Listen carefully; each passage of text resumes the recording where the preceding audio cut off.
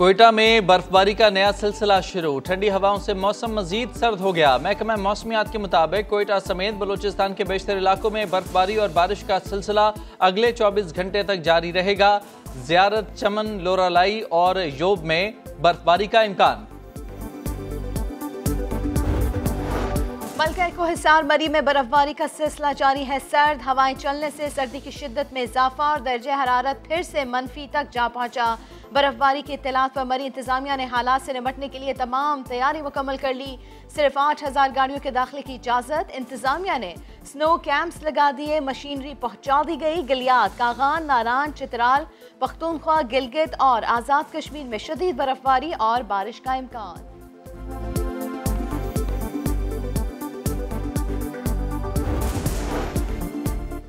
KP, Punjab और बलूचिस्तान में वक्फे से हल्की और तेज बारिश के बायस सर्दी की शिद्दत में इजाफा, जबकि पहाड़ी इलाकों में हल्की बर्फबारी का सिलसिला भी जारी है।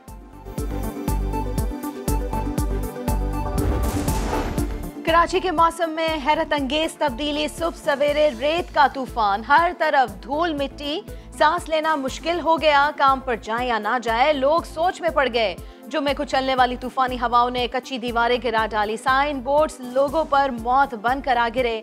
मुख्तलिफ इलाकों में हादसात, बच्चों समेत 5 अफराद जान से गए। महकमा मौसमियात ने आज शहर में सर्दी की नई लहर की पेशगोई कर रखी है।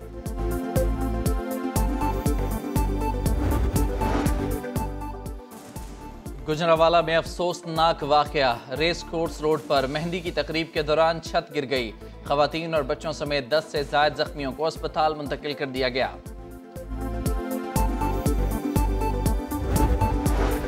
मुल्क में कोरोना से मजीद 12 अफराद इंतकाल कर गए। मुस्बत केसेस की शरह 11.1% तक पहुंच गई। 24 घंटे में 58,902 टेस्ट किए गए। 6,540 मुस्बत केसेस रिपोर्ट हुए।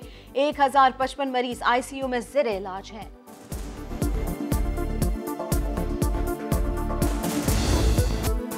जिन शहरों में कोरोना तेजी से फैल रहा है, वहां तालीमी इदारे 1 हफ्ते के लिए बंद कर दिए जाएं। NCOC की हिदायत। सूबाई हुकूमतें 2 हफ्तों में टेस्टिंग के बाद तयन करेंगी। मुल्क भर में मुस्बत केसेस की शरह 13% के करीब। 7,678 नए केसेस रिपोर्ट। 23 मरीज जान से गए। कराची 46% शरह के साथ हॉटस्पॉट।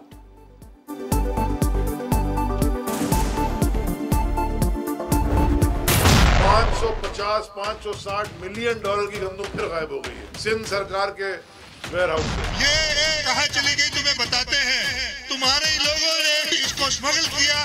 14-15 अरब रुपए के गंदम गायब थी पिछले साल। चूहे खा गए थे 2 टांगों वाले। सख्त सर्दी में अंदरून सिंध सियासी महाज गरम। गंदम स्मगलिंग के मामले में सिंध और विफाक आमने सामने। विफाकी वजीर अली जैदी ने कहा, सिंध में 2 टांगों वाले चूहे गंदम खा जाते हैं। मुराद अली शाह ने 66 लाख टन गंदम गायब करने का इल्जाम लगा दिया। कोरोना के खिलाफ एहतियात की नसीहतें करने वाले वज़ीर आला लाड़काना में बगैर मास्क खिताब के दौरान खांसते रहे।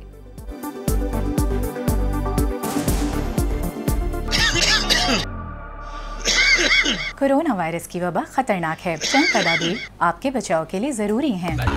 इतना हौसला हमारी ऑपोजिशन में नहीं है कि अगर पाकिस्तान की डेट टू GDP रेशो में बेटी आई है वो नहीं कहेंगे।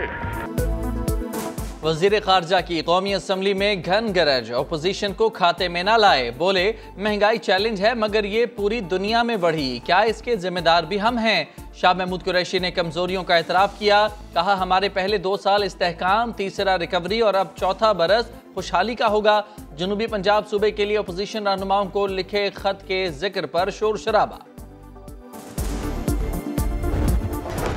तो आज पता चला वजीर खारजा साहब अपने काम के अलावा दूसरों के हिस्से में टांग अड़ा रहे हैं, इसलिए पाकिस्तान की खारजा पॉलिसी का ये हाल है।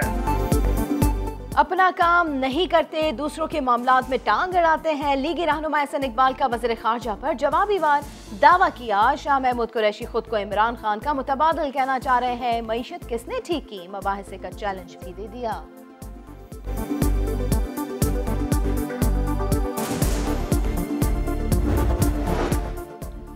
सुप्रीम कोर्ट में पहली खातून जज तैनात, सदर मुमलिकत की मंजूरी के बाद नोटिफिकेशन जारी। Justice Ayesha Malik supreme court की पहली खातून जज होंगी। पार्लिमानी कमेटी और जुडिशल कमीशन ने तैनाती की सिफारिश की थी। कोरंगी कराची में दोस्त से इत्तेफाकिया गोली चल जाने से 2 अफराद जख्मी। पुलिस के मुताबिक तहसीन और मुईज अपने साथी अरबाज की फायरिंग से जख्मी हुए। अस्पताल ले जाते हुए कार रिक्शों से जा टकराई। मुलजिम अरबाज फरार हो गया। चौथे साथी को हिरासत में ले लिया गया।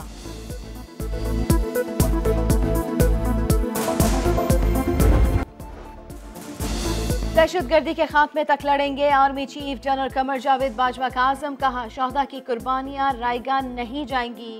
मुल्क में मुकम्मल अमन वापस आएगा। सिपा सालार का कोर हेडक्वार्टर्स पेशावर का दौरा। फौज समेत तमाम फोर्सेस के जवानों को खिराज तहसीन। पिंडी वाला ड्राइवर था, वो बोलता है कि मैं जब तक नहीं जाऊंगा जब तक मुझे बाहर से अप्रूवल नहीं मिलेगी। ये लोग दोनों लड़ते रहे, तकरीबन आधा घंटा हो गया। आधे घंटे के बाद फिर हमने बोला हम जाने हैं, आपकी एम्बुलेंस लेके आप आ जाना और मुजफ्फराबाद से ले लेना। हुकूमत पंजाब 9 साला अबसार की मैयत मुजफ्फराबाद पहुंचाने का वादा पूरा न कर सकी। रास्ते में एम्बुलेंस ड्राइवर लड़ पड़े। अहले खाना को खुद एम्बुलेंस चलाकर ले जाना पड़ी। धमाके में शहीद 16 साला यासिर और अबसार की नमाज जनाजा अदा कर दी गई। वज़ीर आला पंजाब की मेयो अस्पताल में जख्मियों की अयादत, मुआवजा देने का वादा किया। कितनी रकम दी जाएगी खुद उन्हें भी नहीं पता। इमदाद का कोई ऐलान किया है? जी बिल्कुल। कितनी इमदाद? जी जी सीएम साहब कितना इमदाद का ऐलान कर रहे हैं? सर इमदाद बता दें।